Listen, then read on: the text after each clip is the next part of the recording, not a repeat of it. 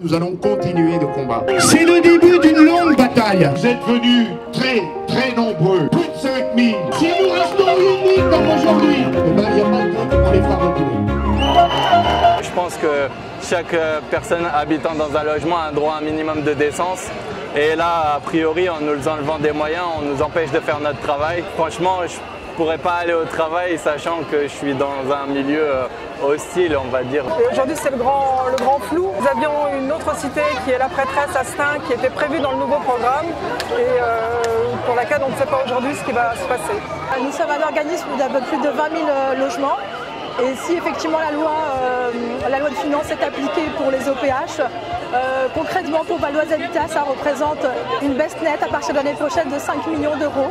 Si demain les mesures mises en place par le gouvernement trouvent à s'appliquer, ça veut dire qu'il y aura moins de logements nouveaux construits à Clamart, moins de logements rénovés à Clamart, et donc au final, ce sont les locataires et les citoyens dans leur ensemble qui vont payer le prix de cette politique absurde. Le premier impact de ce projet de loi, c'est 10 millions de pertes par an pour nous, donc 30 millions sur 3 ans.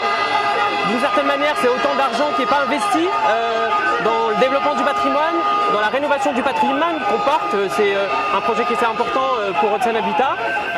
À titre d'exemple, on a signé une convention avec la CDC qui a pour objet justement de développer, de multiplier par 2 nos programmes de réhabilitation, notamment de travaux thermiques.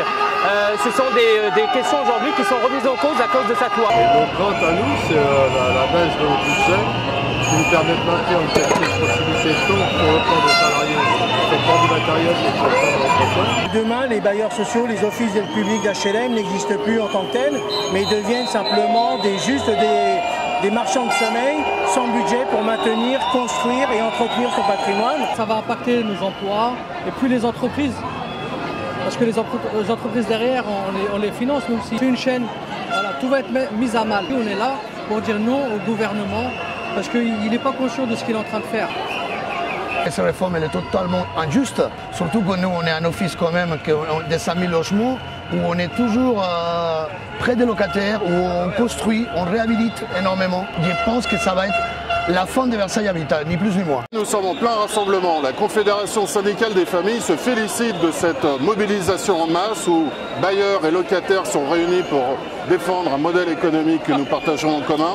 Aujourd'hui, l'unité impose de sauver les trésoreries des bailleurs afin de conserver les qualités de service et les entretiens au plus long terme. Et demain, la CSF espérera avoir la même mobilisation dans les rues pour sauver le pouvoir d'achat des locataires par la baisse des loyers. Pour une société comme IDF Habitat, c'est 4,2 millions en moins, c'est 100 logements non réhabilités et c'est 50 logements neufs non bâtis. Si on baisse l'APL, ça va être encore des situations difficiles, délicates. 2,5 millions d'euros en moins dès 2018 et ça correspond grosso modo à un tiers de la masse salariale.